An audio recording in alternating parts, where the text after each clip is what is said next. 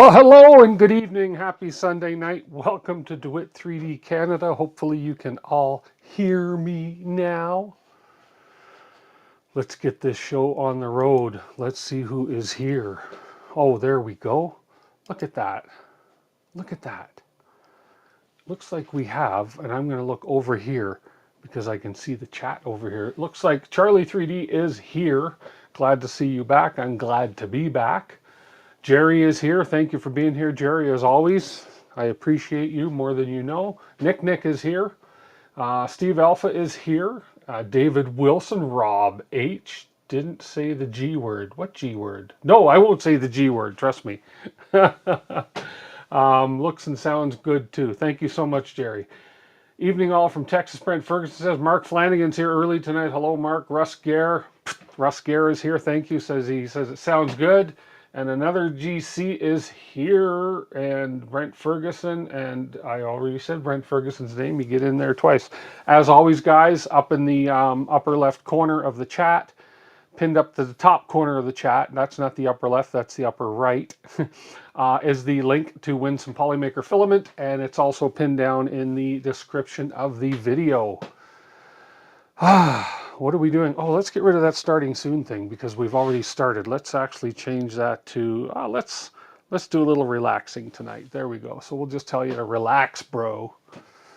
I was listening to the music, you know, having all the fancy fireworks stuff, realized I hadn't put my mic on. So let me see if I can just switch this up because this one's bulky and big to wear. So if I take this off, I know my hands are making all the noise on the mic right now.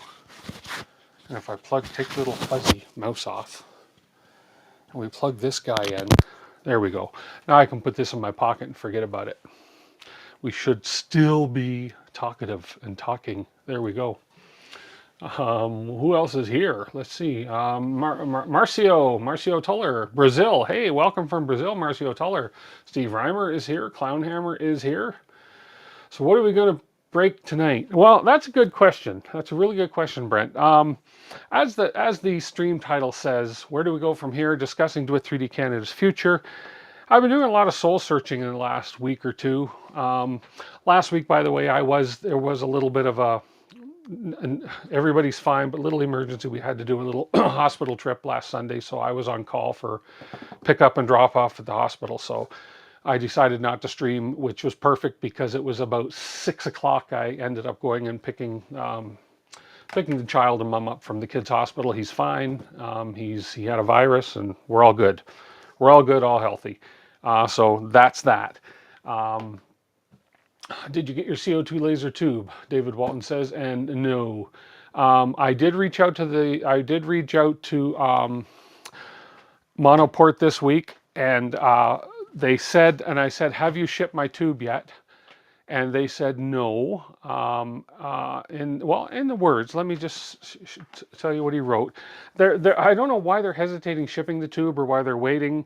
I know that to package it and ship just the tube alone is very, it's a very fragile product for them to ship. And I think that they are either waiting to package it properly, waiting to ship it with something else if they have something else coming to Canada, or what. But the reply I got was apologies for the delay. The laser tube hasn't shipped yet. It's not so much a matter of priority, but more about the nature of the part itself. These CO tubes are extremely delicate, and we found that they often get damaged in transit if not packaged and handled just right.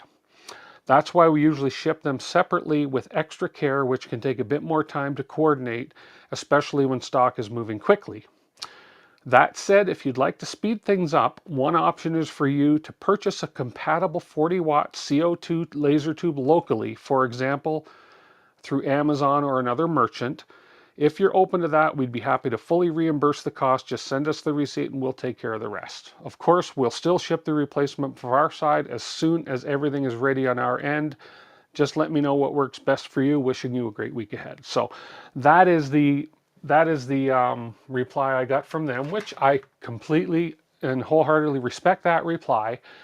It's not like I have purchased a machine and received a damaged tube and I'm waiting for the machine to for them to replace the tube so I can, they ship me the machine, full disclosure, free of charge, ship me the machine.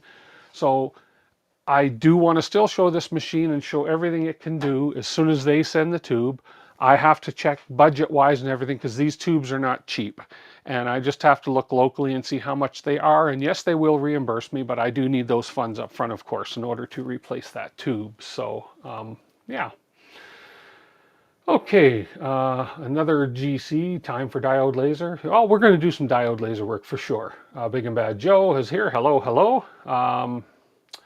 Kids are great until they're broken. Exactly, David Walton, for sure. They are prone to damage when thrown by the delivery guy over the fence. Yes, for sure. Yes, order from Amazon, get money back. Yeah, that's what I may end up doing. Because, again, that way if I order it from Amazon and it gets broken by Amazon, they'll return it and pick it up right away. I can just order another one, and hey, I can order them until I get a good tube. No problem at all. What I may just end up doing is putting it on the company card or something, and then I can just reimburse that once they send me the money back. So not a big deal. But yes, I'm anxious to get this thing going. Really, I am. So I'm anxious to get back and doing some laser work. So that is where I am at with that. So, I. To talk about the subject of the stream tonight, future of DWIT 3D. I've been doing this. We're coming up on 5 years in November. DWIT 3D Canada's 5th birthday is going to be in November. Actually, I've got on a side note on that, I do have to reach out. I want to have a 5th anniversary celebration stream with some giveaways and such. So I'll be reaching out to various companies to perhaps sponsor a giveaway stream for my 5th anniversary, which would be great. So that's something I'm working on over the summer. And you all are invited, of course. So don't look a day over 4 years old. Well, thank you, another GC. Don't I? Gee, shucks. David Wilson is in the house. David Wilson, haven't seen you on the stream in a while. Welcome, man. Hey, what do they cost? I don't know. Well, why don't we look it up and see really quick while we're doing that. But anyways, let me get back on track. 5 years, and over those 5 years, we've done a lot of different things. I remember starting, we were getting and building printers like the Ender, not the Ender 3, but Ender type printers. We've gone through some real dogs of printers like the not the dogs, the Kingroon. We've gone through some of those. We've gone through some Kickstarter printers. I can't even remember the names of some of the printers we've gone through. I'm kind of getting, and don't take this the wrong way, I'm kind of getting bored of doing printer reviews. I'm kind of getting bored of bringing in different kinds of printers and doing them. Then we went through the building stage. LDO is generous enough to sponsor some really nice printers, the 2.4, the Trident, the 0.1s with the 0.2 upgrades, and then we had the box turtle kit, and I enjoy doing those builds. Those builds are great because they've taught me so much about this hobby and so much about the inner workings of 3D printers that I didn't know, but I do know now, and I've gained so much experience with those. And now we have these other, we have the Core XY printers coming out. The Bamboo Lab came on the scene, and they changed the whole arena with the Core XY, the affordable Core XY, and things are just changing so rapidly. But I think I've gone through the building stage and the modification stage, and I think I need to, not that I'll never build another printer. Somebody reaches out to me and says, do you want to build a printer? Of course, I'm going to say, yeah, I'd love to, because I like those challenges. But I want to sort of shift my focus more so on what I find is more popular and people are looking for more, and I think people are more hungry for, is what you can actually do with these things, what you can do with the printers, what you can do with the lasers, show me what you've done with them versus show me how you've built them. And yeah, of course, you can build them. You can go out there. There's build videos all over the internet now. But I think the interest is lying more so now in what can you do with them? How is it going to benefit me? What practical things can you do with them, et cetera, et cetera. So that's kind of where I'm steering towards. And that's why, because every week for the last year or so, Each week I'm struggling with, okay, what am I going to do this Sunday that's going to keep people interested? What am I going to do that's different? What am I going to do that people are going to want to see, or people are going to want to stick around for a couple hours and watch? So I'm definitely on a little bit of a focus shift, a little bit of a studio remix here, and we're gonna have different things coming as we go forward. So let's see. Don't look. Oh, okay. The fire starting kid, the fire starting printer. I remember that one. Yes, the one that caught pretty much almost caught fire for sure. So the world needs more droid builds. Yeah, I suppose so, possibly. But again, that's a build. More cowbell. You have a lot of fun designing things in Lightburn, which I want to get. I want to get to do Lightburn. And speaking of that, Russ, I'm tonight. I have something lined up that I think you're going to enjoy watching me struggle with. But Russ Gare in the chat, guys, he sent me. He did these tea lights that are up here. These are beautiful. Russ makes these tea lights with his laser.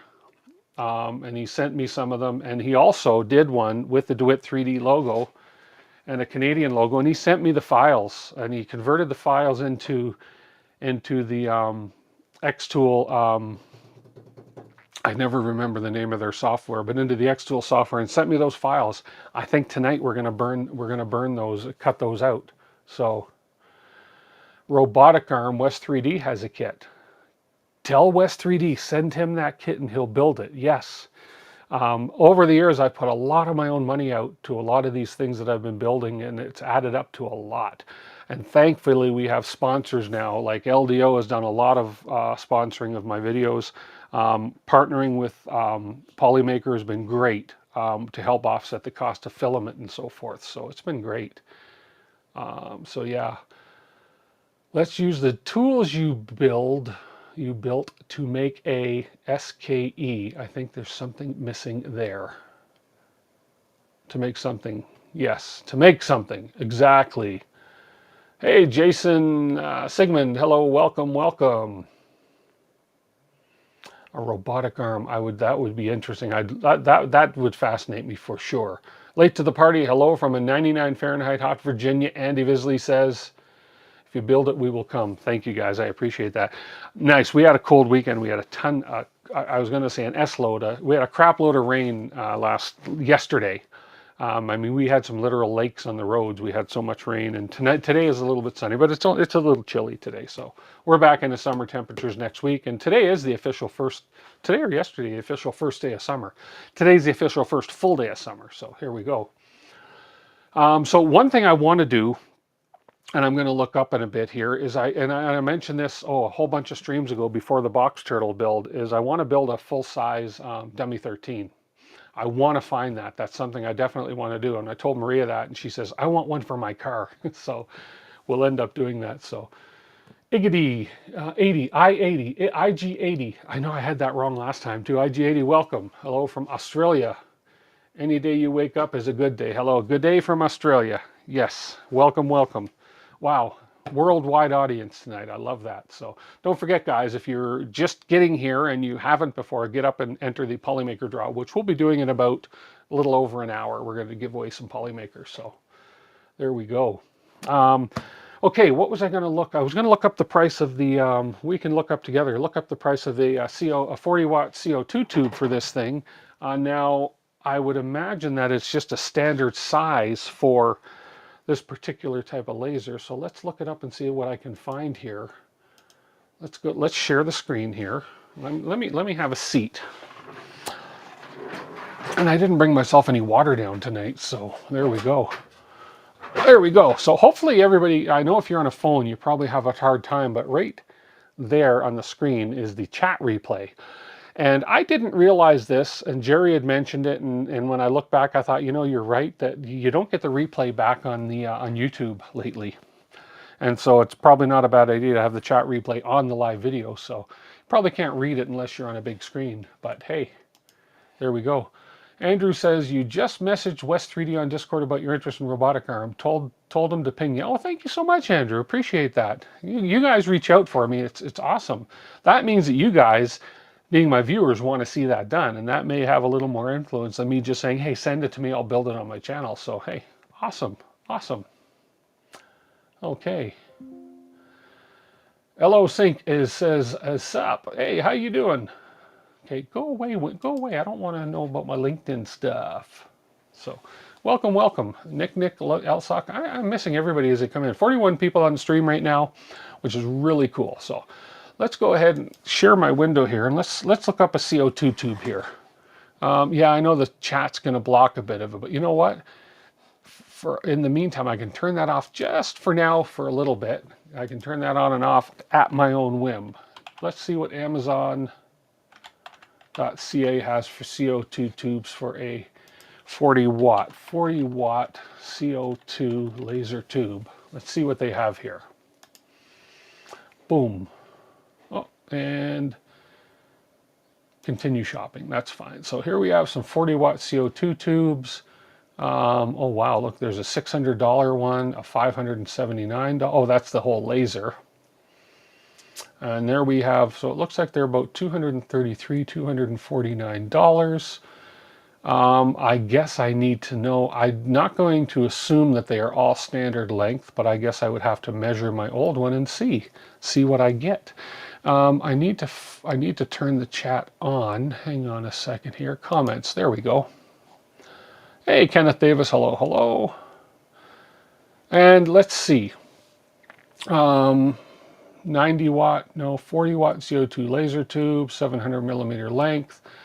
This one over here is a $249, 700 millimeter length, 4-star review. That's a 50 watt. There's a 40 watt right there. 40 watt length, 720 millimeters. 40 watt CO2 laser tube with coating, 40 watt length, 700 millimeters in diameter. So it looks like 700 millimeters is the standard diameter or length with a 50 millimeter diameter.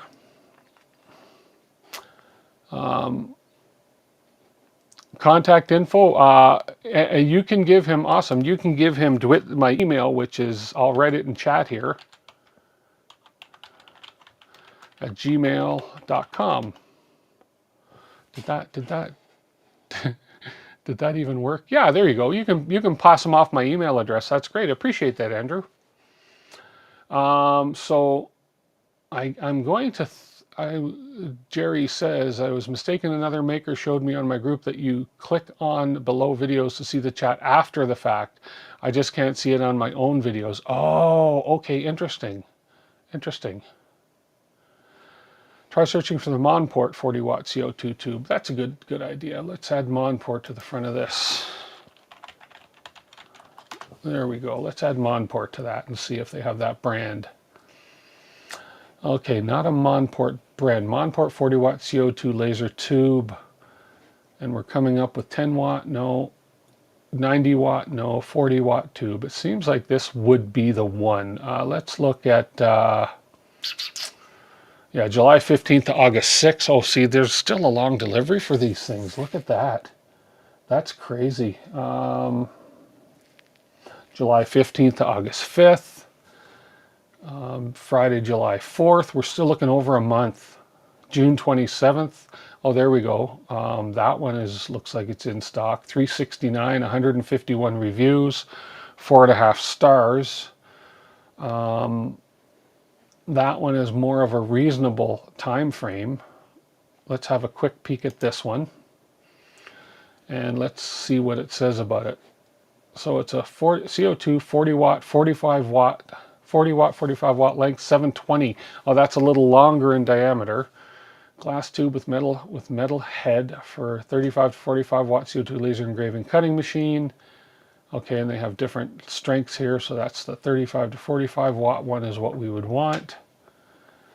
And let's just have a quick peek at the specs here. And it doesn't, there's nothing in here about compatibility with the machine, which probably doesn't matter in a sense. It's just the size that we need to be more concerned with. Okay. Well, now I don't know names. What name was that? That's Cloud Ray. I don't know anything about these things, so I don't know if that's a decent name or not. So there's the cooler, water coolers going in. Hey, the Ranch Kid, how are you? Okay.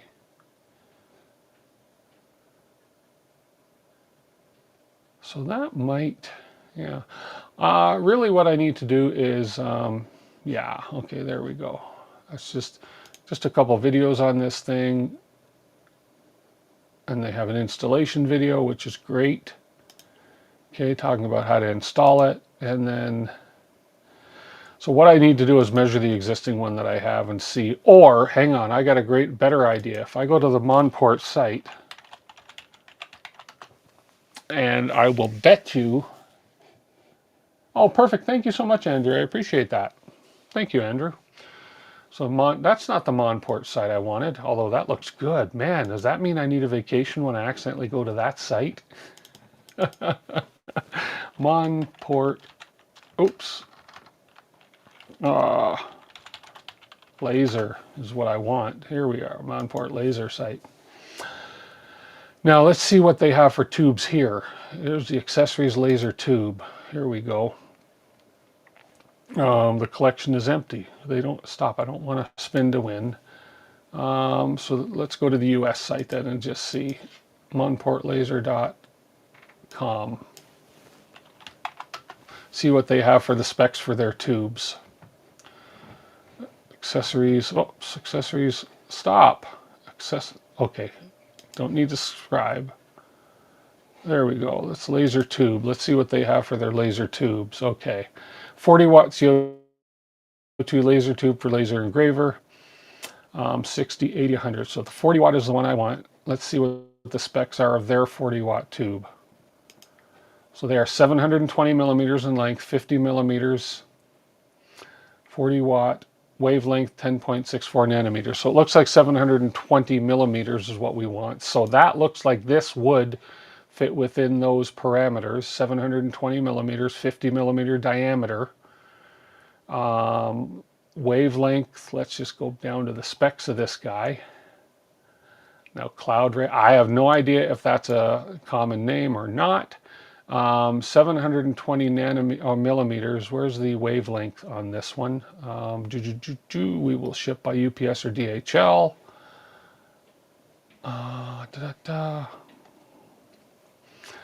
But I guess this is probably going to be the right one. I think the nanometers is just the color of the light, which is going to come out of every CO2 laser tube, I would imagine. So it looks like I could buy this one, and it would be the right one, and it would work, and it's $369.99. The one that they're selling is $159 US, which is about, it's a little under $300 Canadian, but they don't have available on a Monport Canada site. 720 by 50, it's a candidate, yes. So that one there on Amazon is the one I could purchase, and then they said they would reimburse me. So now I'm just going to look up after, I'm going to look up and see if the name Cloud Ray is a decent laser tube, because I know nothing about them. I don't want to buy a no-name cheapo that's going to fail after a while. So I'm just going to look up the Cloud Ray and see if that is a common brand of CO2 tube. I have no idea. The one that's in it, according to this, is called a Danger one. Yeah, this one that's in it is called Danger. The brand is Danger. See right there. Yeah, that's not even funny, Tim. So yeah. Anyways, we'll look that up and see what happens for that. Maybe that's the way to go, is to purchase it locally and let them reimburse me. So, and trust that they will. And we'll just trust that they will. So, okay, in the meantime, another project I am working on, which I will finish, I just have a few more parts to do, is I am building my own. These are all the parts, and I do have all the electronics for it. I'm building my own, since I'll never actually get one, because I think you have to get to, what, 10,000 subscribers to get a, 10,000 or 100,000 subscribers to get a YouTube play button. Anyways, I'm building my own play button. It consists of a frame and a piece that I print. There's a couple pieces to print. These are stands for the frame. So basically what happens is you put your frame in these stands, like so. and then that will be a nice stand-up frame like that. Mind you, that'll go closer to the edge, but I got the cardboard things on. This is just a dollar store frame. Okay, so these are the 3D printed pieces, obviously. This is a 3D printed pieces. The button will light up because there is an LED that goes in the back there. And then there's a couple pieces here that go in coordinates with the, I'm going to be printing the actual insert at the office, digitally printing it. And then you have a little frame here that is actually going to hold some electronics, so you'll have the play button, you'll have the electronics here, which is going to scroll across, and you can program it for various things. It'll be programmed to say how many subscribers I have. It'll be programmed to say whatever I want it to say, but that's going to be pretty cool. So I figure since I'll probably never earn a YouTube play button, I'll just make my own. And I'll put the link and everything to this once we build this. This is going to be a little project I build on stream. But again, this is one of those things you can print and build on your own, which is I think what I'm going to focus a lot of this channel on now. Bluetooth or Wi-Fi. I think it's going to be Bluetooth, if I'm not mistaken.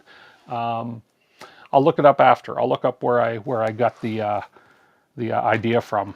And I watched the guy build it. So I have all the electronics and stuff like that. So I've had that stuff for about a year now, and I want to get around to doing some of this stuff that I've had for a long time. And I said, I want to build this, and it just ends up getting put on a shelf and I never do it.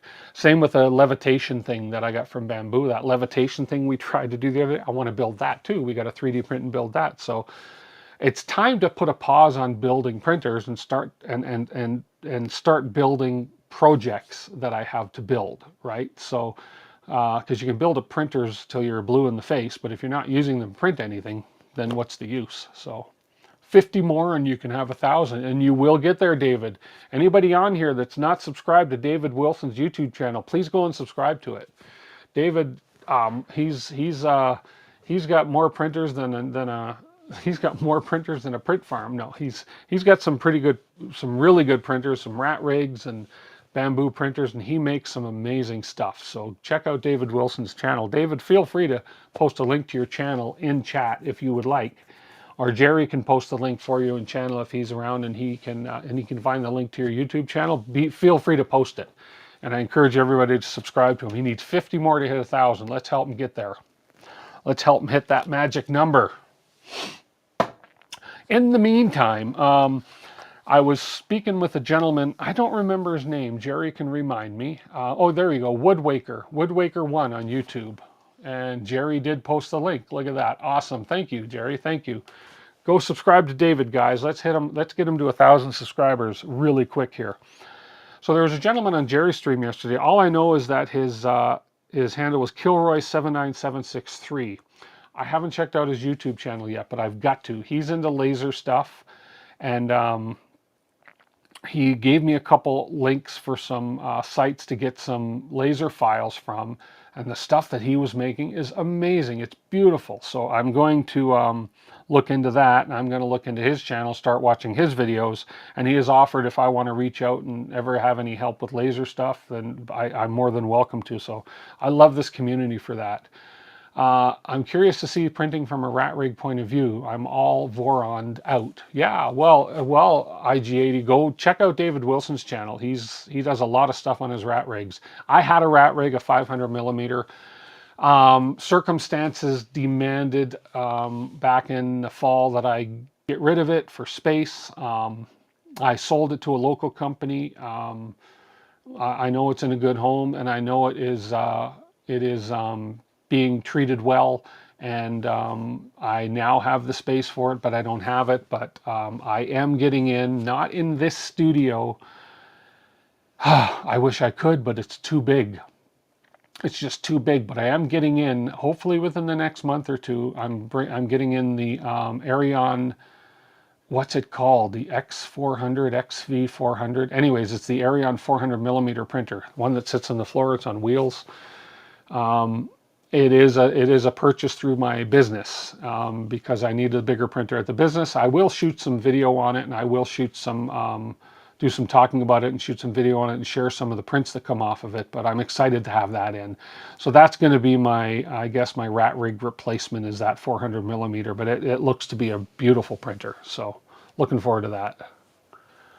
500 rat rigs are solid. Oh yeah, the rat rig I had was a great printer. It worked extremely well. I printed a lot of things on it, but you need a lot of room. You need a lot of room. So you like the idea of a large bed pancake printer? Yes. David says, don't get the IDEX. I have the hybrid V Fecor 4. Don't get the IDEX. Yeah, I know they came out with an IDEX. I'm not sure about much of it. So anyways, moving on. I do have all my other little printers lined up here that I'm going to be using to print some of the projects. I'm bringing another bench in here as soon as I get the studio cleaned up, and then we're going to have the Vorons lined up on a bench. I'm not buying any more printers. The only other printer I may consider bringing in here, they're not available yet, and I don't think for Canada they're going to be available to the fall, is the Century Carbon, I think it's called. I'm maybe eyeballing that because that looks like an amazing printer at an amazing price. So we may be the Elegoo Century Carbon. That's the one. Yeah. So you're looking for a good self-sourceable 600 millimeter cube printer. Yeah. Apparently, oh, it's bigger. I think it's 1,000 millimeter. The Century Orange Giga or Giga Storm Orange or whatever it is. I thought at first when that came out, I thought, wow, that's cool. But apparently from a lot of the makers and a lot of the larger influencers I've been watching, it's a PIA printer. It's a pain in the arse. When it prints good. The operative word there being when it prints. I think it was Edge of Tech Jim, I think it was. Was it him? Who was I watching a video on Friday? And he said something about the issues he's been having. And don't quote me about this being Jim Edge of Tech. I don't remember if it was, but I think it was. And talking about all the different issues, and when it prints good. When it doesn't. Having issues with this, that, and the other thing. I commented. It was Jim. Was it David? Good. Good. Okay. I commented on it and I said, you know, the concept is great, but for a printer that it's 800 by 800, for a printer that is that big, personally, I think to take a Core XY printer like the Bamboo, like the Flash Forge, like the Century Carbon, like the Core One from Prusa, which is a great printer that I've heard, and I know Prusa doesn't put any garbage out; they put only good stuff out. But to take a printer like that and to basically just blow it up to a massive size printer like the Orange Giga, I don't think is the way to go. I think there's too many. I think there's too much more research, too much more engineering that needs to go into a printer that big than just have your standard Core XY with a little print head with a 0.4, 0.6 nozzle and all these long edge. I just think personally, I think that there needs to be more technology research put into a large printer like that that's being aimed towards the residential, the hobbyist, and everything like that. I think there's a fine line between a hobby printer and a professional grade industrial printer. And I think this thing, it tries to fall in the middle, but I think it fell short. I think I would never buy a printer that big that looks, yes, it's heavy. They say it's built solid, but it looks flimsy. And I just would never buy a printer or put that much money in a printer. I would think, man, that's too good to be true. The price of that is too good to be true for the size you're getting, and it turns out that's what's happening. So there we go. Kilroy is on chat now. Oh, he is. Hey, okay, cool. Welcome, Kilroy. If you are on now, hello. There he is. Kilroy's Odessa Woodworking. Aha! I have to get over to your Kilroy. Do me a favor, if you can. Let me look and see. I'm going to allow you here. I'm going to allow you to put I'm going to admin you right now. Moderate you now.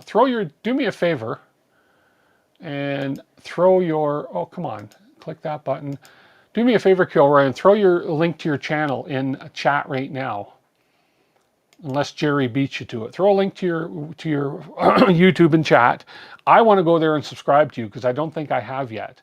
And I want to learn from you. I've learned a lot. I watched Louisiana Hobby Guy, Rich. He has a lot of great stuff, and I learn a lot from you guys out there. And I want to get back into the laser because I have some really good laser stuff behind me here, I think. Thank you so much, Jerry. I'm actually going to go there right now, and boom, you got one more subscriber on there. Look at that. Look at that. And he's got 1,006 subscribers, 205 videos. I am on there. Perfect. Thank you for posting that, Jerry. Cool. It's free to like and subscribe. Yes, it is. So what I'm going to do, as I mentioned earlier in the video, Russ sends me a lot of stuff that he works on. I love the stuff Russ does. He went ahead and made, I don't know if, I don't have the link on screen, but he made me a DWIT 3D Canada tea light, and then he went and sent me the files, which was really nice of him to do that. Saves me from recreating the wheel, because I am not a designer as far as laser stuff goes. I don't design a lot as far as that goes. I'm getting into 3D modeling pretty good, but the laser stuff, which should be easier for me because I work with Adobe Illustrator all day. Not all day, but I've been working with that forever in my business. I do a lot of designing of flyers, business cards, blah, blah, blah. So I'm pretty sure it's going to be easy for me to design for woodwork, and for laser stuff. But, you know, when people can do this stuff and save me the time, it's really appreciated. So that's the heat difference. Don't look like a tea light. I don't look like a tea light. There we go. The IZ, I'm catching up on some chat here. The Ranch Kid says the IZ did an X-axis 4 to 6 millimeters on those 500, 600 millimeter sheens. Oh, okay. Yeah, those big machines, those big ones need to be, they need more engineering to them, I think. I just don't think you can take a Core XY and blow it up and expect it to work as good as a small Core XY, so. But what do I know? I'm not an engineer or anything like that. So let's switch displays here. This is the XTool Creative Space. It's called XCS. This is their Creative Space software where you can go in. This is very similar to your Bamboo Studio where you can go in and find all sorts of models to create on your laser. You can tell it which laser you have, et cetera, and it'll show you the, you know, from that particular laser. But in this case, I am going to create a new project. And in this new project, I am going to open what Russ had sent me, and I'm going to open a project, and it was called DWIT Tea Lantern. Open, and I think it's going to open under a different printer, or a different laser, which is fine. And there we go. Look at that. He sent me these files that he converted into XTool Creative Space. Yeah, and it looks like this is designed on an XTool F1. You have an F1, Russ? Oh, I want an F1. And so I just got to go in here. Actually, my laser is turned on. I'm just going to go in here and connect my laser, and it'll resize that bed for me. XTool S1 right here is what I want. The device switch differs. Oh, okay, I know why. So there we go. Now that'll all actually fit on my bed. But what I've got to do on my X1 is I've got a different head on it. I've got to switch my laser back to my 40-watt laser head from my infrared laser head that's on it right now. So let's go ahead and do that. And we're going to cut these things out and see how they look. Why not, right? Let's get some laser done.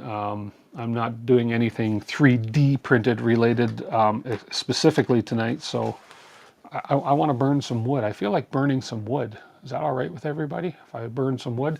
Get in there and enter the Polymaker draw so you can get some Polymaker filament while I do this. You have an F11 and an F1 Ultra and 2 Rolly Lasermatics. Russ, I am jealous. Stop it.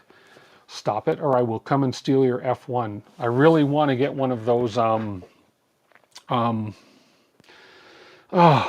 diode, CO2, infrared, and what is the F1? What's that? What kind of laser is that again? I'm having a brain fart here is what's happening. So we're going to set the camera up over here carefully, like so. There we go. It's a, the F1 is called a, they're the expensive ones. They're the real expensive. Fiber, thank you, fiber lasers. Keel Nick told me fiber laser, and you were correct, it's a fiber laser, so. I'm going to, let's see, if this, will you be able to see what I'm doing with this camera if I switch it? Let's see. Auto. Yeah, there we go. So we're going to pull this out. So this is the S1. This is the laser head for the S1. Well, this is the sort of the gantry for the S1. This is the 2-watt 1064 infrared laser I've got on there. So we just got to undo a couple screws to take that off. And we'll put the diode laser back in. So we just have to unscrew these two screws here. Well, got to unplug the cable on the side. Come on, right here, and unplug the air assist cable right there. Yeah, I know. Oh, you know what? You want me to turn the power off, don't you? Yeah, it wants me to turn the power off, but I lose light. I don't have a lot of light over here. I got an idea. I got an idea. Let there be light. See if this will work. Let's see if this will work. Did that help a little? Helped a little bit. Let there be light. Always turn the power off when you do these things, okay? That's what that beep was saying. It's saying, you idiot, you didn't turn the power off. A little dusty in here, but that's okay. So we just undo two little screws here. And then on the other side, I'll show you this in a second. And I know there's people out there don't like XTool. I kind of like them. They've really put some nice lasers out.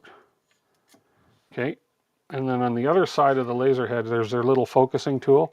That just comes off. It just sits on there with a little magnet. So we pull that off as well. And then the laser head just lifts out like so. Okay. So we're going to take these. They're pretty much identical, obviously, except for what's inside them. So this one here is the 2-watt infrared 1064 laser. This is the 40-watt fiber laser. So we'll just put this one off to the side, and we'll throw this one in. I saw you got the IR module for your laser. Those are good for making slate coasters. Yes. Oh, I did a quick, oh, thanks for saying that, Russ. Oh, I threw it in the garbage already. I threw a coaster on there yesterday. I was just testing it out quickly during Jerry's stream. And I threw a coaster on there yesterday, and I was like, holy crap, that makes these slate lasers look better than the fiber lasers do. It's like, holy crap. And I threw it out, unfortunately, because it was just a quick test piece. But and I also did some imaging on some brushed silver aluminum composite panels. So 40-watt diode laser. I get them mixed up, Jerry. This is a 40-watt diode laser. I cannot afford a fiber laser yet. So we'll see. I know that there's some people that have partnered with Monport with their CO2 lasers, and as they've gotten more relationship with Monport will send them a fiber laser. So knock on wood, that may happen one day. I'm not sure. So we'll go ahead and put this 40-watt diode laser back in. It's a diode laser, and there's magnets on here, and there's magnets on the head. So it's really, you can't put it in wrong in a sense. So you put it on, and then we have these two screws that go back in, two little bolts, I should say. So we'll get this in. There we go. I am not affiliated at all, other than I do have an affiliate link. So I guess I am affiliated. But XTool has not sent me anything as far as products to review. All the XTool stuff is on my own nickel. So we throw those back in. We plug in the air assist on this side, which you can't see, but you have to trust me. There's an air assist, and then just your main cable, data power cable. Come on. Like so. And then we go ahead and take our little focusing thing. And on this right side, there's just a little slot that goes in, and it just sits in, and that's it. It's quick and easy to change these heads. And so I will then switch this back to this. Take my light out of there. Ooh, that's bright. Don't look directly into your lights. It'll blind you for a moment. But yes, so over here, I'll show you. Let me turn the power back on this, and it'll give me a light here. And I'll just show you on this side of it. So you can see right there is where that little focusing thing goes. Oops, it's hard to hold the camera. So that just pops off. There's a little slot on the side here, and that just kind of clips on just like that. And that's basically, it measures, it goes down and touches what you're lasering on, and it gives you your focusing depth. And then now this head is all sort of set and ready to go. All set and ready to go. There we go. Okay. Okay, let's switch back to that. Let's move this camera back. Well, we'll keep this camera up over here because we'll watch this thing as it does its thing. There we go. Yes, bolts, LOL. Diode time, yes. I got to keep calling it the right thing. Darn it. So, okay. Let's go ahead and burn something. So, now that we have... Oh, and this, it gives me a warning now that I put a new head on it. It says communication exceptions, blah, blah, blah. So I'm just going to go confirm. And I'm going to... Now, this is something I've got to look at. It's got a firmware update. I go like this to update the firmware. And this is telling me it's got a new head on it. So I say, yes, it's got a new head on it. And here we go. And you can see up here it's connected. It's going to come up and tell me it's a firmware update. But for some reason, it's not doing the update. It's not letting the update happen, even though it's connected directly with a USB cable. So we're going to look at that all the time. Betty Boop, hello, hello. You always enjoy my dreams. Well, Betty, I enjoy your dreams too. I mean, I know what you meant there, Betty Boop. Yeah, right there. See? Okay. So what happens, anybody out there have an XTool, let me know, but I'm going to reach out to them. But if I can go update and you'll see it's going, boom, disconnection may occur during software update. Please be patient. Do not turn off your device. And then this pops up. And it says update completed. It says update firmware. And then basically it says update the unfinished, which it shows that these two updates are unfinished. You click to update the unfinished. And it'll just come back. It'll go through this little process again that it's going through here, and it'll come up and it'll pop this up again. So I just say, got it, and I continue on with what I'm doing. So, yeah. So let's have a look at this. So the red should represent cut, and I believe, well, I think this is all cut. I don't know what the blue lines on these are representing, but I am going to, so we have some other squares over here. See, this is just keeps, never remind for 3 days, I tell it, and then it won't remind me for 3 days again. So there's some files over here and some files over here. I'm going to right mouse click, and I think I can ungroup these, like so. Let's make sure, yeah, so I can ungroup these. I will select these, and I can move these. Nope, oh, don't do that.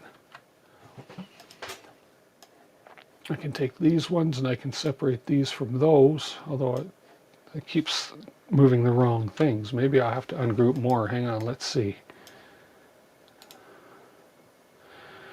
Lock, unlock, show, hide all. No, I think we're okay here. Oh, there's something still grouping the whole thing. Oh, I see, that whole outside is all one group as well. Oh, maybe I'm just meant to cut this as one piece. Maybe that's what it is just all cuts as one piece. There we go. Probably does. That's probably exactly what he did. Okay. I have to now, why am I not seeing my red dot? Anyways, I got to put some wood in here first anyway. So let's go ahead and get a different piece of wood. Let's do that. Let's move back to this camera right here. Betty Boop he is very dreamy. Blue lines are engraving, Russ says. Oh, I see. Okay. Blue is engraving, red is cutting. Okay, perfect. Let's get a piece of wood that's actually going to work. Let's put this one off to the side. And I don't need a full square piece, so I'm going to try some of this new stuff I got from... Mind you, I haven't done any tests on it yet, but I think it might cut very similar.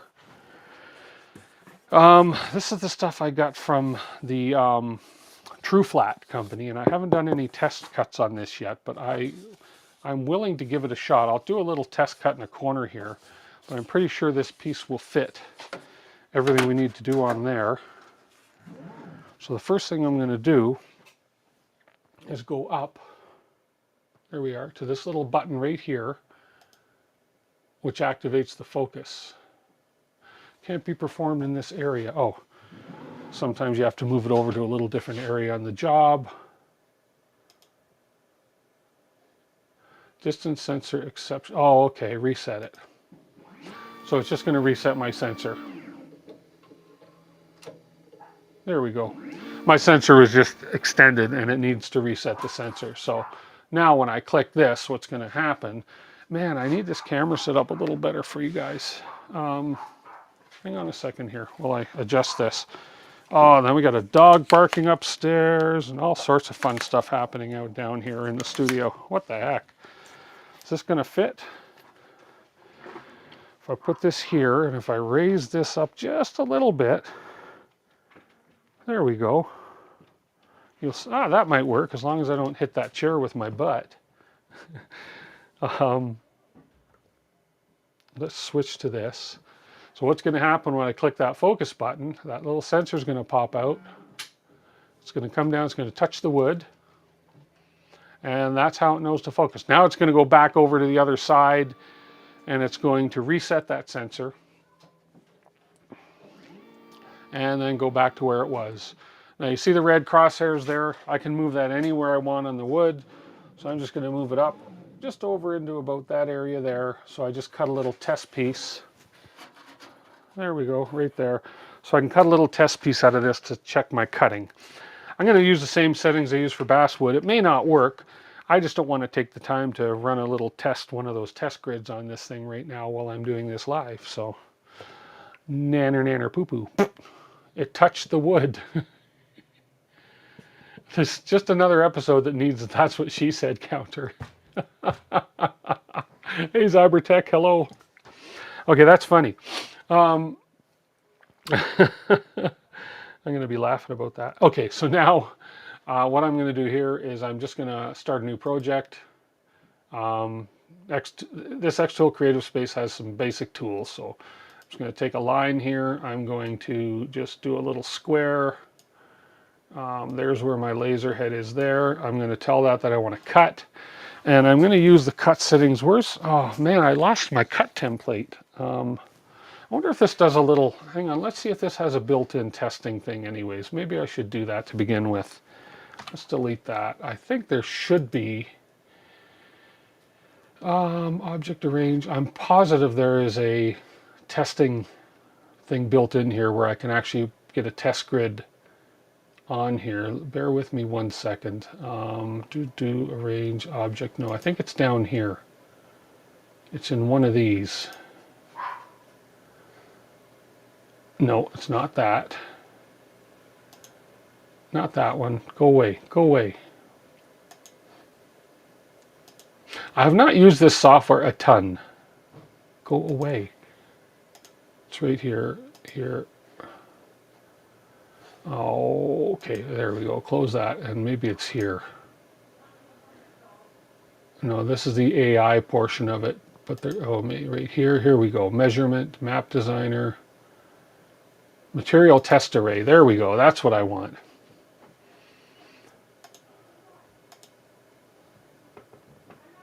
Please select one object on the canvas first. Oh, so what I need to do, I need to make something here.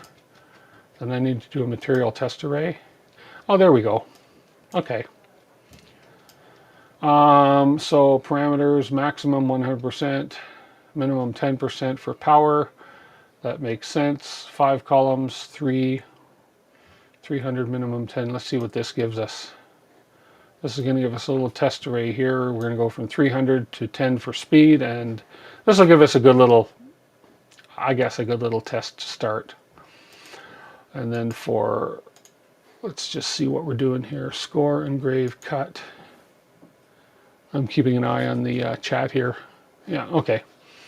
Again, I don't know what I'm doing in this software per se, but I'm willing to sacrifice a piece of wood to try it. So for cutting, well, this shouldn't matter because this is just going to do everything automatically, I would think. Modify parameters. Oh, I see. Okay, and then this should be doing everything on its own anyways. Engrave, score, engrave, cut. So this is a cut test. I assume it's going to just do everything properly. I know that Lightburn has the same sort of deal in it, but that's a bit big. Let's go a little smaller for that so we don't use up too much of the wood. And let's just see what this is going to do. So let's frame.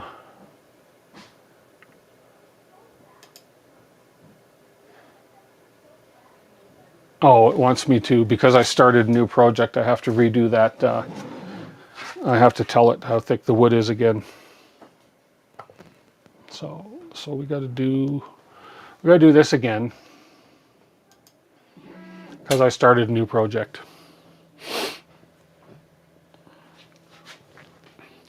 I must say I'm probably a little more versed at using Lightburn than I am using XTool Creative Space when it comes to doing stuff from scratch like this. Okay, so now I can go ahead and move that head up to the top corner of my wood. And now I should be able to frame, and I can frame, so this will frame the area that it's gonna. Well, that's still pretty big. I don't need it to be that big. That's what she said. Yeah, I know. So we're gonna make it a little smaller. Probably maybe something like that. Let's try that.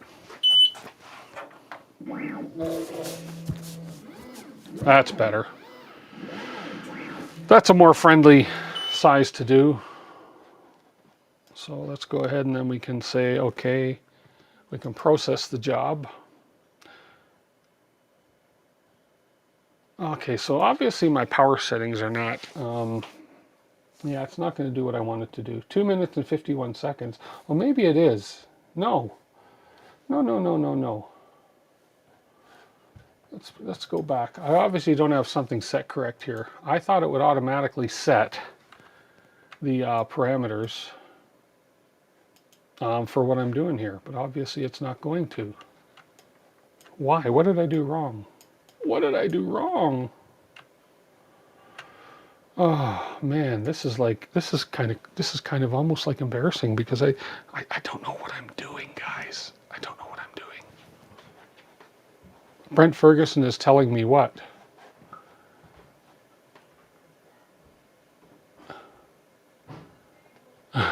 You're telling me what? Okay, let's rethink this here again. Score test. Okay, it's a score test. Okay, let's delete. I want a cut test for one. That's probably one of the issues. So let's draw a little square here. Let's go back to here. Material test array. I want this to be a cut test. I don't necessarily want it to be a score test. I want a cut. But it says score test. So where's the... Is there a cut test? Material test array. I am just going to... You know what I'm going to do? I'm going to say the heck with this. I'm just going to create a square.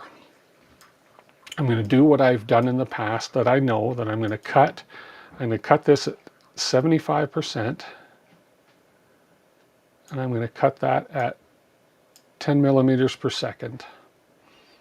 We're just going to do that. I know this has worked in the past, and we're going to see if it's going to work now. We'll do our framing. It's just going to frame a tiny little spot. Cut a little square. Okay. So we're just going to cut a little square. What the heck? Framing completed. We process the job. I'm going to need to close the cover. Let's go ahead and push this camera on there. I'm going to close the cover. I'm going to turn the fan on. Now you're going to hear the fan. It's going to be loud, but I got to get rid of the smoke. Oops. 1, 2, 3, 4, 5, 6, 7, 8, 9, 10. Fan's going to come on. It's going to be loud. Got to build it. That's what she said counter. We got to do that. We got to do that for sure. Okay, I know the focus is a bit off. It's just because it's going through the dirt on the cover, but what the heck. And let's go ahead and start. And we'll hit the start button. Let's see if this is actually enough to cut through this. Yeah, I think it's going to be fine. You can tell by the smoke coming out of the bottom that that's going to cut just fine. There we go. Yeah, that cut real easy. I mean, that was, I could probably even lower some of my settings. So, okay, so we will lift that.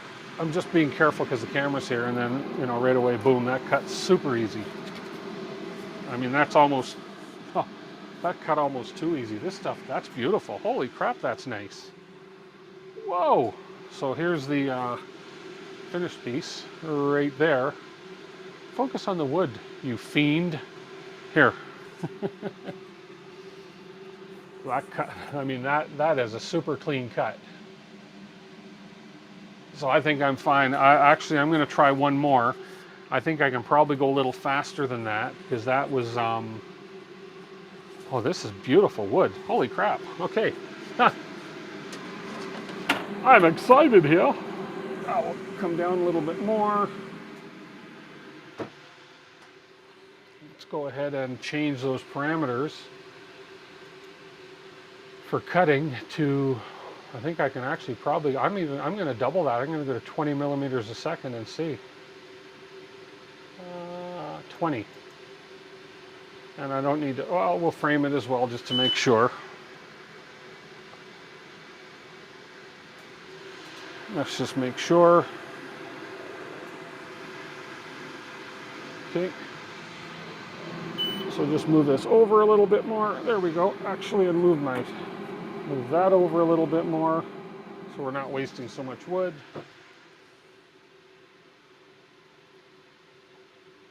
Am I thinking? Yes, I am. And we're going to process, and we're going to start. Let's see if this cuts at 20 millimeters a second. My gut tells me it will. Oh, maybe not. Maybe not.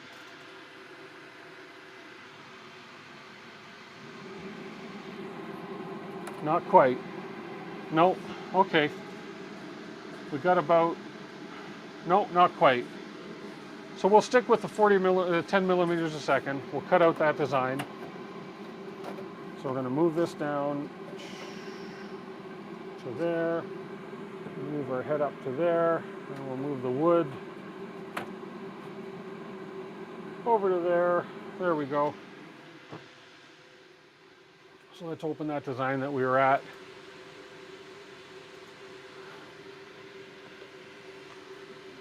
Okay. So we can close that one. Hang on. Let's just get out of that. Let's make sure 75 and 10 is what we're going to do. I don't need to save this. So we're going to select all this. Our cut is 75% power, 10 millimeters per second speed. The blue lines, these are, no, he said the blue was engraved. So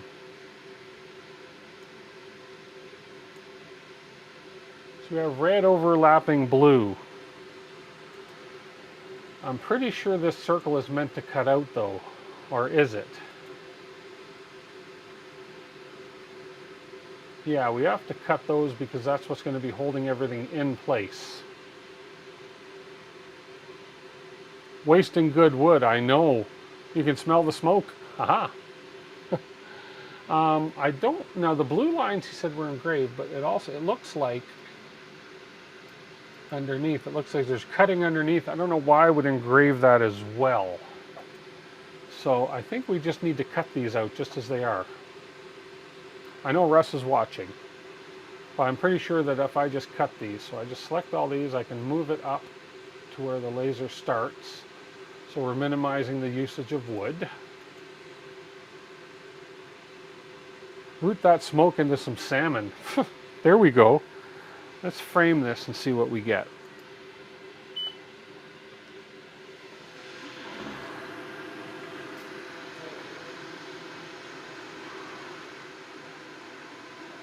Oh, perfect fit.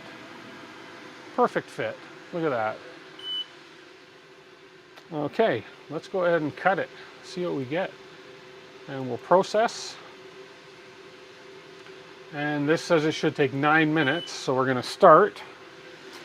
And we're going to hit the start button on the cutter, and here we go. Yeah, it's definitely cutting easily. Look at that.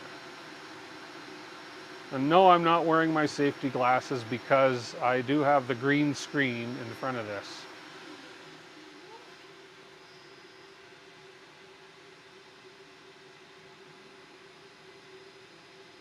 Okay. Oh, is that right? I don't think that's right. No. Oh, maybe that is right. No, that cut that circle out. I don't think that was supposed to do that. No, it was supposed to stay in. So I did something wrong there. Yeah, I think we just wasted some good wood here.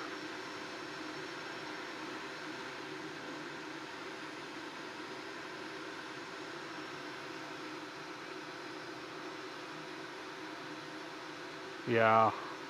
Okay, we're going to pause this so I don't waste the whole sheet. So we're going to stop the job.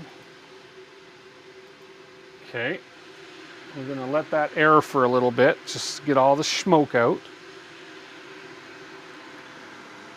I need to reroute this camera somehow because I got a wire right in front of me here.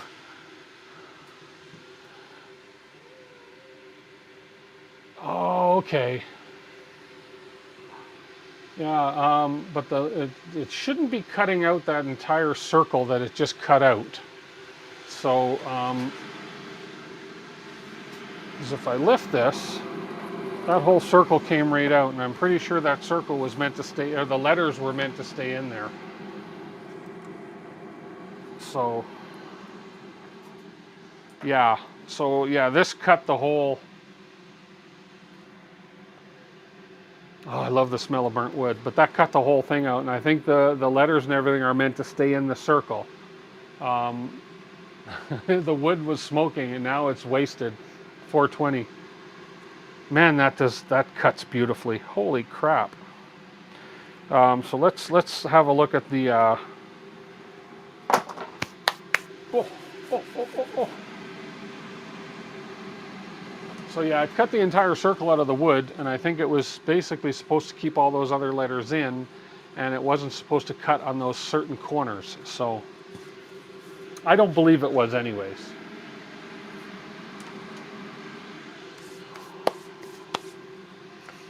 So let's have a look. So because basically I believe, if I zoom in on this, oops, how do I move it around? No, wrong way.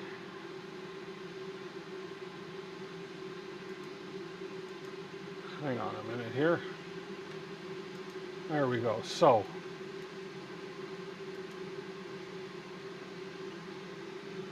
if I, see, that should be joined there. This should not cut at all. There shouldn't be a cut under there at all, and there's not. And there's not, see, okay, so where it's not cut, so it was cutting there for some reason. So obviously I need to tell it that the blue line, which is that one, so I need to tell the blue lines, I know in Lightburn you put that as a different color for cutting. Just try removing the blue engraved lines. Makes sense, yeah. So I can always open this model again. So if I just remove the blue engraved lines, oops. Okay, so let's see, this one here, I'll stop. Oh, that's the red line. I'm going to arrange, I'm going to bring that one. How do I select an object below?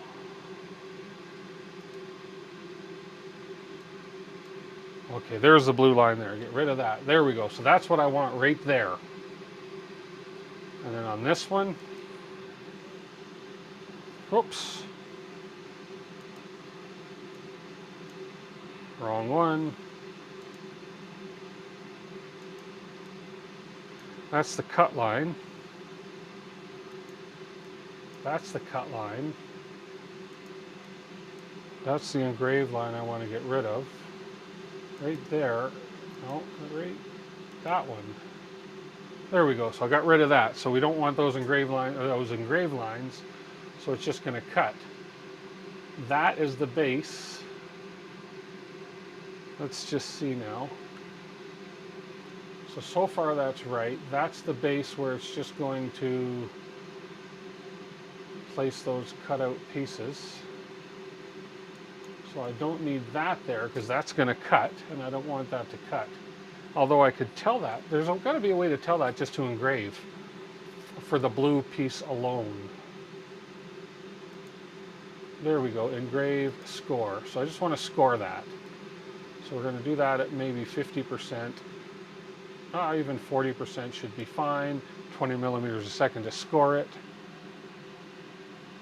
Okay, yeah. The blue engrave line was there to fill in where the T is connected. Okay.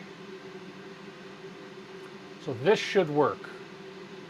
Those pieces are going to cut out, and those are probably the ones that are going to go on the bottom where the T light, that'll get glued in there. That should be good right there, because we have a cut and we have a score. Does that look right, Russ? So everything's cut except that one score line right there.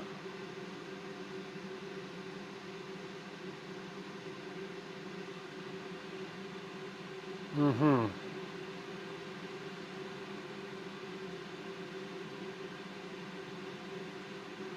Okay. I get what you're saying. Well, let's cut this here. I think this is going to work for this part here. Okay, let's do this. Let me find another piece of real good expensive wood to do this with. No, I think this will be fine. I don't need to set the focus depth again. We'll go right up to there. There we go. Correct. Okay. So we'll move this all now right over to there. Perfect. Okay, now we're going to frame. Hi. Bye.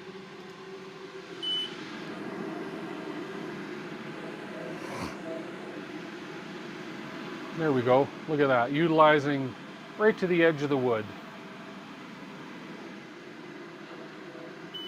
Okay, let's try this now. Hey, Damascus, Everglades, how are you? No, this isn't Lightburn. This is XTool. This is XTool Creative Space. I got to get into learning Lightburn again, though. I really do. Now we're going to hit Process. This is going to take a whopping 8 minutes and 19 seconds to do this. So we'll hit Start. Okay, then we'll go back over to this guy.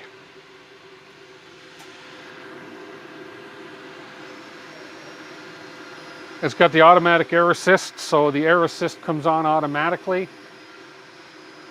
That's the score. Now we're going to do some cutting. That probably was a little too deep of a score, but that's okay.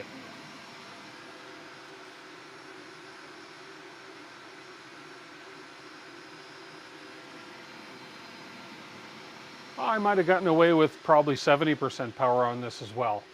But what I need to do is I need to actually do test grids on all these new pieces of wood I've gotten in, on all these different types of wood. So your eyes, don't look at it. Come on, man.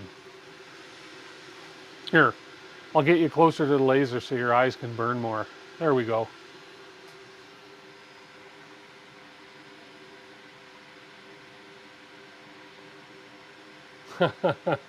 You're blind.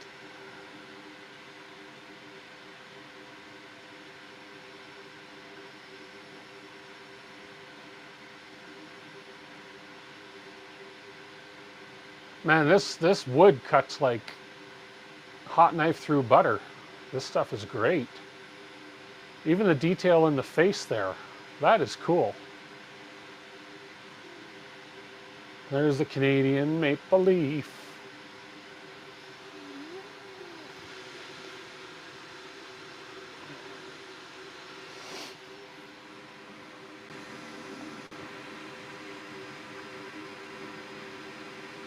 Whoa, microphone was changed to default desktop microphone wireless Go 2. Why? Why did you change my microphone?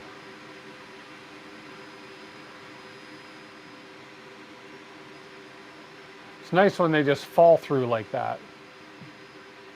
And of course, the venting system that we hooked up, the ducting system right here, you can see, hang on, is working just beautifully. We have that one open below Gizmo there, and the other one is shut, which is going to the CO2 laser. So, and it's all venting up there, up around there, and out the window and into the backyard. So my neighbors are all going to be smelling some smoke. Smelling the smoke.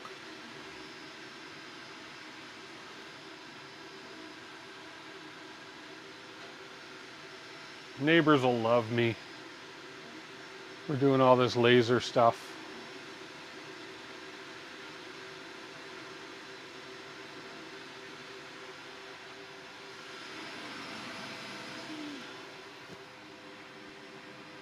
As long as I don't think there's a problem. Hopefully not.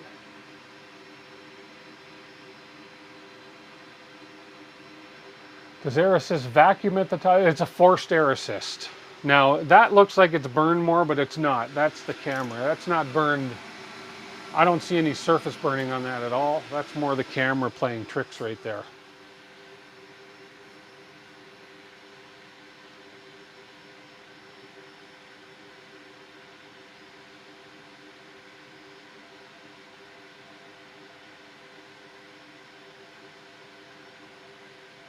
Wait till I start cutting acrylic. Oh my goodness, I can imagine, right?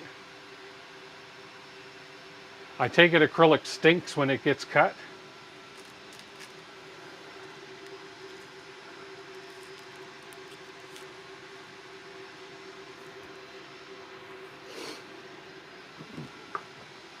Mm-hmm. Hey camera, tricks is for kids. We've already sent up enough smoke signals, have we?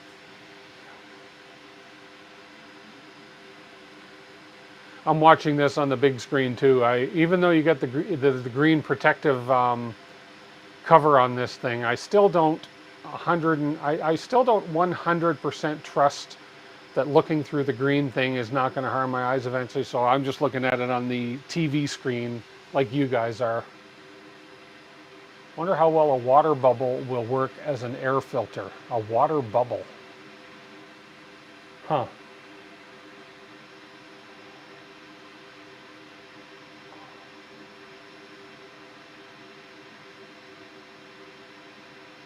I never get tired of watching these lasers, of watching them cut.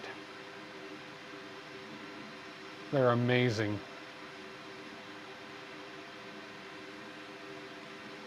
Hey, Additive Adam, how are you? Anybody just popping in, make sure you go ahead and enter that Polymaker draw. Looks like we have about another 3 minutes of cutting left on this. It says, do not leave this device unattended when it is working. You haven't completed the laser safety training. Improper operation of the laser. I did complete the laser safety training course they offered. This machine, I do believe, has fire sensors in it. It does not have a fire suppression system in it, but it does have flame detectors.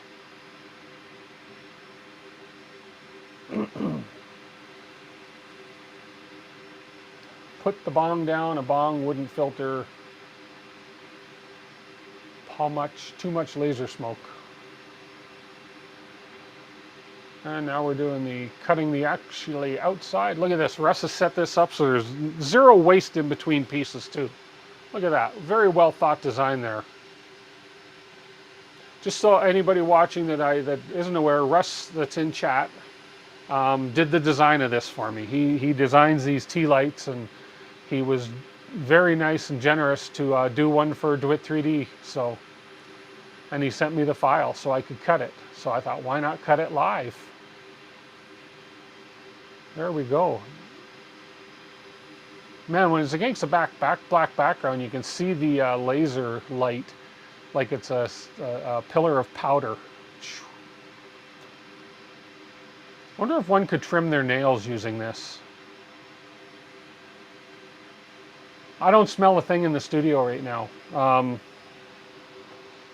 I'm here watching the screen. There's no smoke in the studio. This ventilation system I got works perfect. I don't smell anything at all.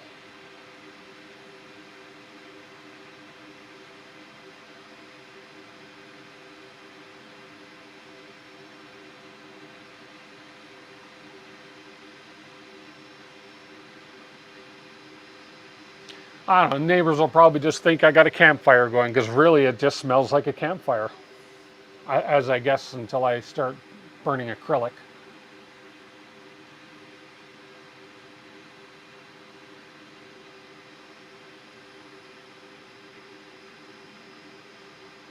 This is nice wood too. I forget what it's called. I must look and see what I bought. Much nicer than your average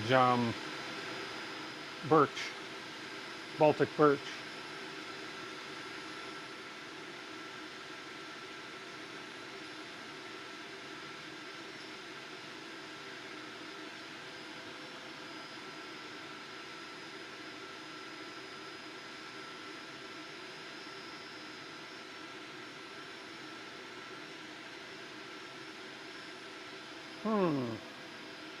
That piece fell through before it did this cut right here. That's interesting. Should still work though. 6 seconds left.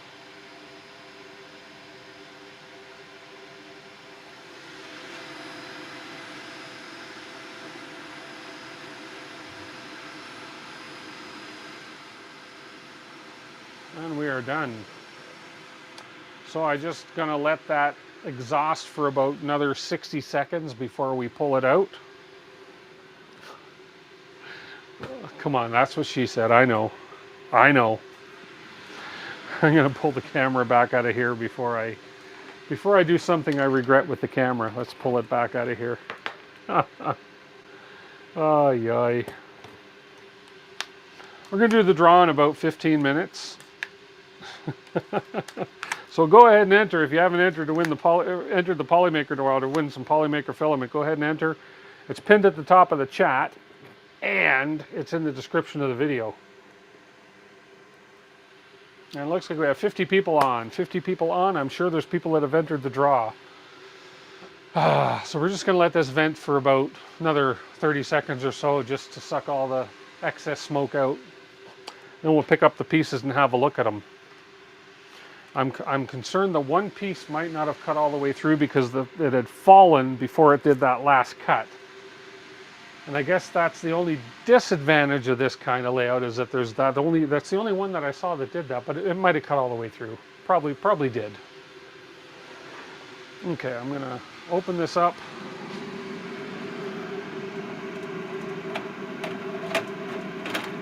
And everything fell out of the overall piece of wood, so that's a good sign.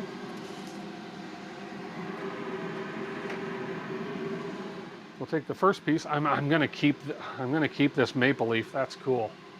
A cutout maple leaf I can use for something. Oh, sorry, I shouldn't be sniffing wood. Okay, we'll just pull these pieces over here, then we'll have a look at them. These pieces all worked well. I want to get a little different setup. I know it's loud when I talk because I'm right in front of the laser with the fan going, and I'm going to shut that off in a second. The honeycomb grid is great, but let's just pop these out, and here we go. But you still get burning on the back of the pieces with a honeycomb grid because you get the flashback from the honeycomb grid. Now I know there's a way to, there's another grid where you can actually have your wood off of your grid totally so you don't get so much flashback. Okay, we're going to kill that fan and we'll have a look at these pieces. Is that a built-in fan or inline? It is, the fan that's working right now is, let's zoom out a bit here. So that is the fan that's sucking the smoke out. That is an industrial sort of vent fan that's meant for a grow tent, for instance. And then I've got my ducts here. One goes to the CO2. This one, the top one, is going to this laser inside. So basically that is sucking it all out and through there into the backyard. So I would guess that's an inline fan, yeah. There was a fan built into this. I didn't take it out, actually. I keep forgetting I got to take the fan that's in here out because basically this thing here is much more powerful than the built-in fan that's in here. So yeah, that was an upgrade I did. To that because that little fan that's in there didn't have the power to suck it right out. Each piece fits a specific side. You just have to try them on all sides and see where they fit best. Cool. So let's have a look at the pieces. Let's see if I can focus on the pieces. So this is how the cutout piece looked. It's funny that there's more burn on the front. Oh, there's a little bit of burn on the back, but there we go. So that's one right there. I can probably clean that up a little bit. I love the finish of this wood. Okay, and then we have the piece with the maple leaves. And there's the back side. So there's a little bit of flash burning on it, but for the most part, not much. And then this is the piece, that's the bottom. I know that's the bottom. That's a score piece where this is going to go. And that's where the tea light is going to sit in there. So that's the score that lines this up. So I know where to glue that in. And then we have our other DWIT 3D piece. It's funny, the back seemed to come out cleaner on this wood, other than a few pieces there, than the front. But still, I mean, look at the detail, even in the eyes and the smile that cut out. And there's the thickness of that wood. And yeah, the eye and the mouth cut out perfectly and just dropped right through. Yeah, you can see through them right there. That's pretty precise for that laser. That's pretty tiny. That's very precise, actually. And then we have our other piece here, and yeah, so we can try and assemble these. Hi. Let's move this down like this. Zoom her right out, and then we can maybe try and assemble these pieces. See how they go together. Russ Guerin, chat guys, is the one who designed this. And he said each piece fits on a specific side. You just have to try them on all sides. So we have the top, which is going to go that way there. So we have each piece fits on a specific side. So let's just see. Okay, that one's not fitting. Because the holes are spaced. There we go, because the holes are spaced certain width apart so that you don't put it on the wrong side. So if that one goes there, then I'm going to assume the other DWIT goes on the back side, right there. Aha, see, whereas I'll bet this wouldn't have fit in here. Oh, that did fit there. Oh, it just wouldn't have fit on the side, and that fit there. And then we have the Canada, the maple leaf, which is going to go on this side, like so. Okay, and then we're going to have the other Canada maple leaf that's going to go on this side. And of course, we've got to glue all this together, like so. And then we have, I'm just doing a fit test for now. And then this one is going to go, come on.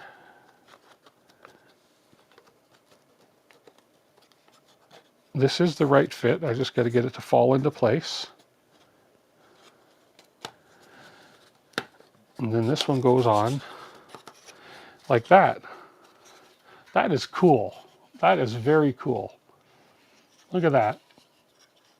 I love that. And then of course I've got to put the this piece I'm going to glue into the bottom in there, which is going to hold. Actually, that almost doesn't need, well, it should. Yeah, I was going to say it almost doesn't need any glue, but yeah, I definitely will glue it. But that is cool. I love that. Thank you so much for making that and sending that file, Russ. I love that. And actually, and then Russ also does acrylic on it. So theoretically, the nice thing would be inside, say, is to put some white acrylic behind this so that the leaf lights up. Yeah, because I have some of Russ's other ones here. Let's grab this one, for instance. It's not really acrylic, is it, Russ, what you put in it? So he's obviously painted these. And so the inside, so you see where that ring sits, so that's where that little tea light is going to sit and fit in there. And then he's put some, almost, it's like a plastic type thing on the outsides to actually make it glow. So yeah, I can find some of that stuff, and I'll probably do, for DWIT, I'd probably do red. I love the natural wood color though, I really like that. Do a 3D print of that with a wood filament and black for the center. Yeah, that would look so cool too. But yeah, these are beautiful. Those are really nice. So of course, I got to make a couple DWIT ones, and they'd be cool little giveaways. So for now, so before I glue it all together, I've got to figure out what sort of material I want to put in there for the covering up of it. Yeah, but I can go ahead right now and glue this in place on the base for sure. And I don't know if I'm going to paint it. I don't know. I love this wood. I love this natural wood color though. And then I use this glue. I had recommended this to Russ, and he said it was great glue. He got it. And this is the glue I'm going to use to glue it. It's a 2P10 thick adhesive. It works super well. Stain it, make it look the same. Russ says it's actually lighting gels you buy on Amazon and cut them with an X-Acto nub. Lighting gels. Okay, I'll have to look that up. So we'll put a little bit of glue on the back of this. This stuff is extremely sticky. Be very careful when you're using it for sticking your hands, because comes from experience, trust me. But it's good glue. I put way too much on there. So we're going to stick this in. We've got that little guide, which is great, that little engraved guide. And then we just put that down, and in about 30 seconds that will not come off. So that's going to be where the tea light base sits. That is so cool. This wood cuts so nice. I just want to see, I don't know if I can sand that and get rid of it. It's hard to see, but this wood has a beautiful natural finish to it, right? So I could probably turn that power down a little bit, and that it may prevent some of the little flashback burning here. This is on the front. Or if I do what I was suggesting before, and I raise my piece of wood with, say, almost make a nail bed or something, so that the wood just sits on little pins or something like that, so that it's not going to have any room to do any flashback at all, front or back. So I'm going to experiment with that stuff. But yeah, this wood cut, that's the cleanest I've seen as far as sharp edges and everything, even more so than the Baltic birch wood that I have. So this is great. Bought a bag of 50 tea lights for $2 Canadian from the thrift store. Oh, awesome. I'll have to look for that in the thrift stores. Kilroy's Odessa Woodworking. Glad you're still on. Hey, hello, Kilroy. I am still on here, Kilroy. Yes, I am, and this turned out really nice. Let me assemble this and show you what I did. This is yeah. So that glue piece, that is stuck already. Stuck already, really quick. 3D printed standoffs for the honeycomb. Yes, I have a plan in mind. I have a machine at my full-time job I took apart that has some pins that I didn't throw out, and yeah, I've got a plan in mind for doing that. But I'm just going to put this together for now. I'm going to order some of those gels. I'm going to look for those gels that Russ was mentioning, and I just love this. So now if I put this top on again, did I get that the right way? These are not quite square, which is good, because that way you know which sides are going on what. They're slightly rectangular. And that way, and there we go, like that. I can just pressure fit that together for now. There we go. So I'll just put the color gels in, and that's what this looks like. And there's the tea light thing in there, and that is just awesome. I might even just put white, either white or light red in behind it or something like that. I just love this natural finish. I just do. Anyways, yeah, that's very cool. Very cool.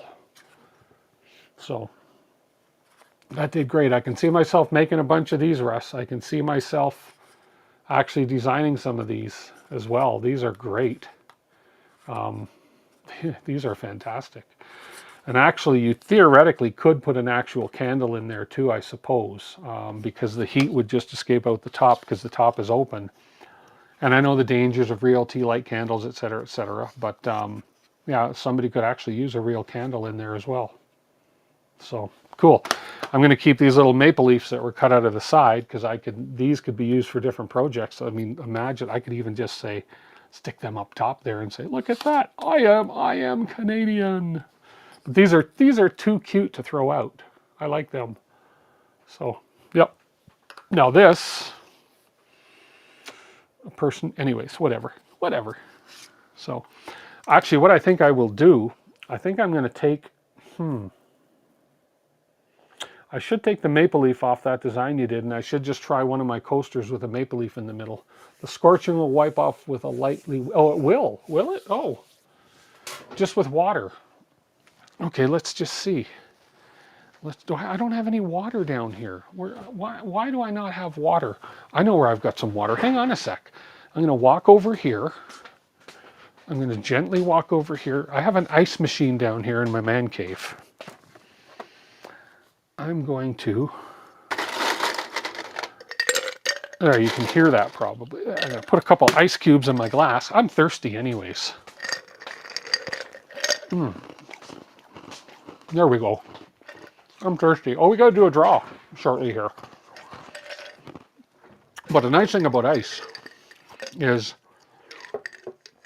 There we go. Nice thing about ice is it melts. Spit on it. Oh! Another that's what she said. There. Ice melts. Okay, now. Oh, look at that. Holy crap. Holy crap. Holy crap. Okay. See, I'm going to learn a lot about laser stuff from you guys. If you look at that side right now, before wiping, see? Now, we're going to wipe it. Oh, this is beautiful wood. Oh, this is beautiful wood. Again, thanks to Russ for finding this wood source for me in Canada. Now look at that after wiping. Oh, that is gorgeous. Okay, so we have before. And this is just all with a little bit of a melted ice cube. Oh, and then, oh, come on. Oh, man, I'm getting too excited here. Stop it. I know that's what she said. And then after. Oh, that is beautiful. Oh, that is beautiful that I can wipe these things clean. Awesome. I'm going to learn so much from you guys. From all you wood guys, laser guys. Oh, this is great. I'm glad. I don't think Baltic birch would wipe this easy. But this is this almost got like a coating on this wood. That is great. Let's see if the bottom, even the scorching from the inside, from the honeycomb bed, that wipes off super easy. Oh yeah, look at that. Yeah. You know, and you can see it on the rag that all that scorching is coming off on the rag. Called gels because the old days they were made of gelatin. They came celluloid, but they are still called gels. And aren't they, didn't they have something to do with photography, those gels, right? They were used in photography at one time. Or they still are used in photography for getting different effects. I think, if I'm not mistaken. Oh, this is beautiful wood. And you know what? It's worth the extra few dollars or whatever it is per piece of wood to have a wood of this quality too. I've got a few different colors that I brought in too from that company that Russ pointed me to here in Canada called True Flat. And so we have the black.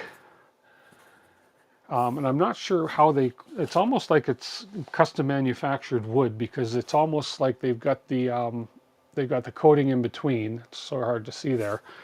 We have the black, we have this one here, which is what we just did them out of, and the finishes are great, and they are true flat. I mean, they are perfectly flat.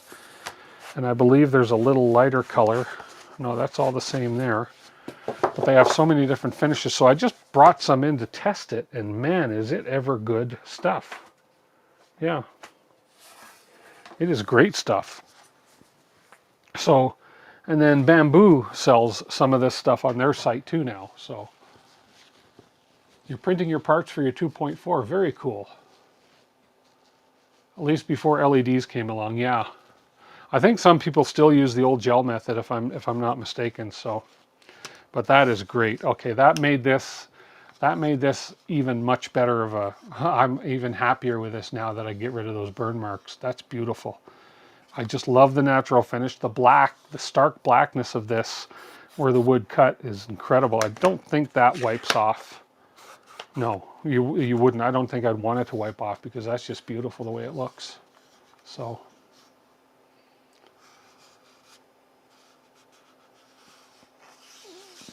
Yeah. You should put the lid back in your glue. Oh, yeah, I guess I should. Yeah, because it dries out otherwise. It's got a little bit of a lip. Oh, stick my fingers together. I gotta get another container of this glue. It's not the cheapest glue out there, but it is good glue. It is great glue. And okay, how often do you see a glue with a serial number on it? I don't know if that's a serial number. 1010527. That's the glue right there that I'm using. 2P10. You can get that on Amazon. So let's do a draw. Well, we have the break. Oh, another good glue I'll show you anyways is this stuff is really good, but this is called CYA Fixed Instant Adhesive Dedicated Type, but this is thin. This is literally, you can see it in the bottle maybe. This is virtually like water thin glue. You've got to be extremely, extremely careful with it because, yeah, I've had it, yeah, trust me. You got to be really careful with that water thin type glue. So January 5th, 2027 expiry. Oh, I didn't see that. Would air compressor get rid of those, get rid of the suit as well? Oh, possibly. I got this really cool blower. You know those canned air things?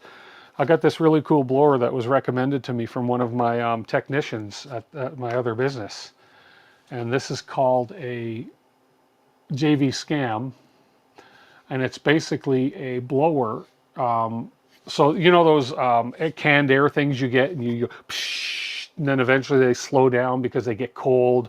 You can turn them upside down and spray the the frost.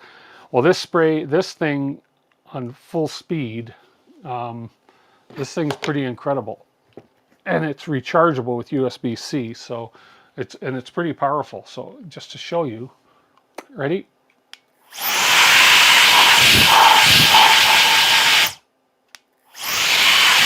It's pretty powerful. I know that's a sight you don't really want to see, but this is great for, you'd blow out the 3D printers, blowing dust out of your keyboard, and works really great. And it's got 3 speeds on it. The slow speed is really slow if you have something delicate, but for the price of this, which was I think 40 or 50 bucks, that canned air stuff you get nowadays is not cheap, right? And you use it, you throw it out. You use it, you throw it out. Plus you're getting rid of compressed air cans.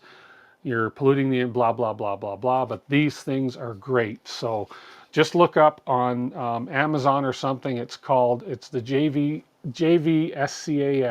Scam, which is an interesting name for it, and the model number, if you want to take a screenshot or something, right there. It's just called, all different kinds of brands, but this was the one that was recommended to me. It's an electric air duster, just a JV Scam electric air duster. Capacity 2,500 milliamps, blah, blah, blah. It's got a USB-C port right above the little switch there. It's got a USB-C port right there. You can see it. And that little switch is just what you switch the power for. So on low power, you can barely hear it. It's very mild. And then you go to medium power. Medium power is about what those canned air things put out. And then high power is extremely powerful. So there you go. What we talking about this stream? Nitro. We were talking about the future of the channel, about how we're just going to concentrate more on building and making and so forth. And then we also made a little, courtesy of Russ Gary, who sent me the files, and made a little tea light, DWIT 3D Canada tea light. He sent me these files. So this is what we made. It was a tea light. I got to get some gels for it. And then on the bottom is where the little tea light candle is going to go. And that is amazing. That is beautiful. That is gorgeous. So, yeah. So really, we're just talking about and doing some wood stuff. You got one of those air blowers you use to clean your honeycomb. Yeah, these things, I have one of these here. I have two of these at my office. I have one upstairs in my office and one downstairs in the production room in my office. These things get used all the time. These are great. These are great little tools. If you use an air blower, get one of those. They're great for so many things. Like, you know, if you want to blow your cheek. I'm just going to shut up while I'm ahead. Let's do a draw. Everybody's had a lot of time to enter. You guys, if you just got here, like Nitro Cryptic, up in the top of the chat, there's a link to enter to win some Polymaker. I will give you till my phone turns to 6:47. It just turned 6:46, so you got 60 seconds, then I'm going to close the draw. And that's what we're going to do. Go ahead and enter. We'll close it in 60 seconds. 59, 58. You got one of those air guns. They're great. Blah, blah, blah. Yes, use one in your CNC, sawdust your CNC. They're awesome. They're awesome for what they are. Oh, good. That's a good idea to clean the honeycomb up with it too. So, USB, everything. Yeah, everything should have USB-C right now. You hate compressed air cans. I'm not big on my air compressor because of moisture, specifically when I'm dirty. I just realized I can show. I keep forgetting I can show people's comments on stream. I'm not as apt as Jerry is on these things. So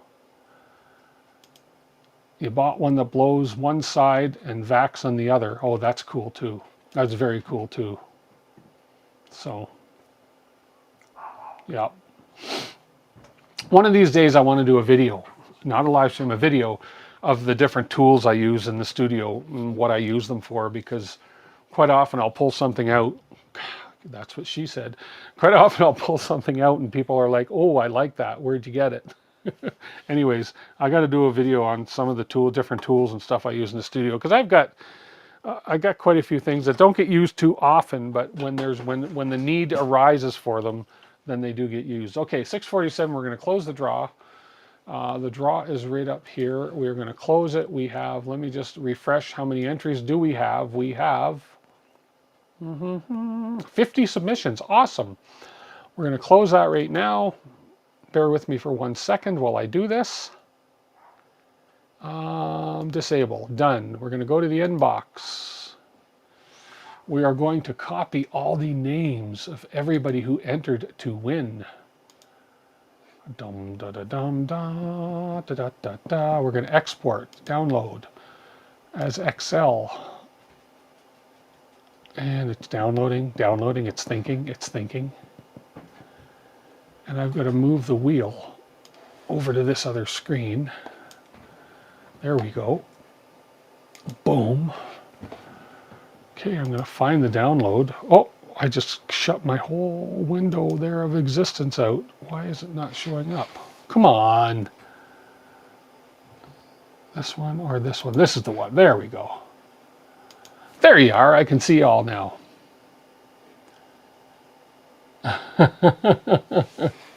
You guys in chat, I'm telling you, you guys all need therapy. Okay, I'm going to grab my download. And then we're going to share the screen in a second here. This PC downloads Polymaker giveaway. We'll double click it. We'll open the spreadsheet. Spreadsheet is open. We're going to copy the YouTube names. Zip, zip, zip, zip, zip, zip, zip, all the way down to the last one. Copy, Control C. Close that. Now we're going to open the wheel of names. We're going to open the wheel where we do the draw. You guys ready to do the draw?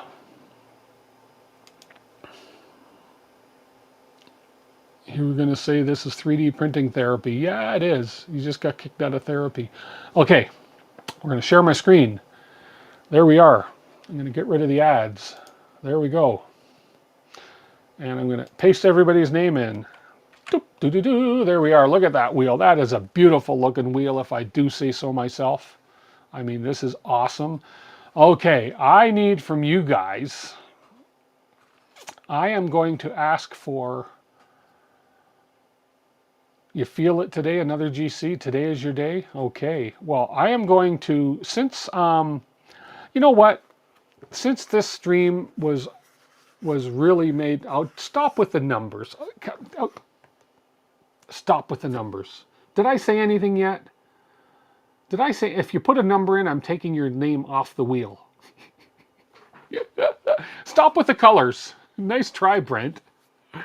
But because Russ was so nice to send me the files to allow me to make this beautiful tea light holder, Russ, put a number between 1 and 10 in the chat.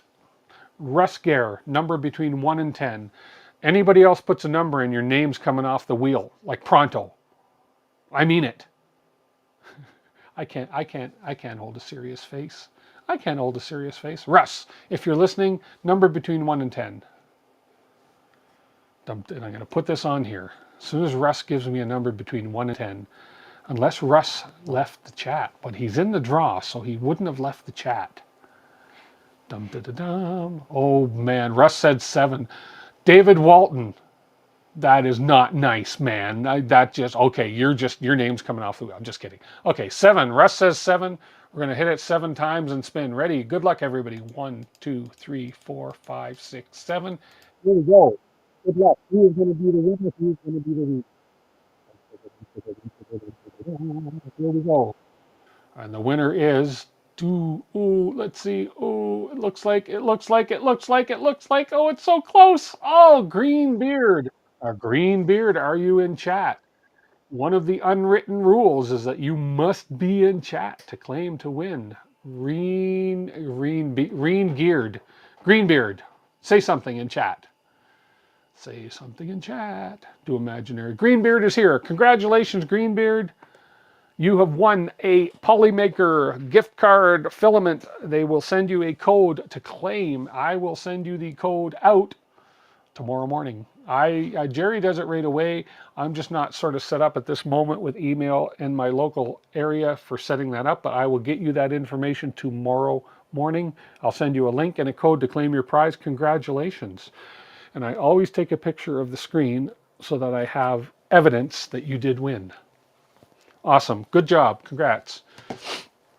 Well, this is great. So we didn't get a whole lot done. Well, I'm not going to say we didn't get a whole lot done tonight.